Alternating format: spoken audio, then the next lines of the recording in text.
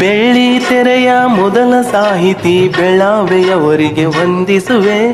ಬೆಳ್ಳಿ ಮೋಡದಿ ಖ್ಯಾತಿಯ ಪಡೆದ ತ್ರಿವೇಣಿಗೆ ತಲೆ ಬಾಗಿಸುವೆ.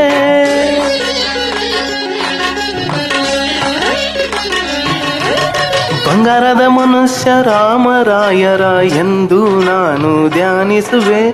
ಭೂತಯ್ಯನ ಪಾತ್ರ ಸೃಷ್ಟಿಸಿದ ಗೋರೂರರನ್ನು ಗೌರವಿಸುವೆ. ನಾನು ಅವರಂತೆ ಶಾಶ್ವತ ಹೆಸರನ್ನು ಪಡೆಯುವ ಶಕ್ತಿಯ ನೀಡೆಂದು ಕನ್ನಡ ಹೊನ್ನುಡಿ ದೇವಿಯನ್ನು ನಾ ಪೂಜಿಸುವೆ, ಆರಾಧಿಸುವೆ.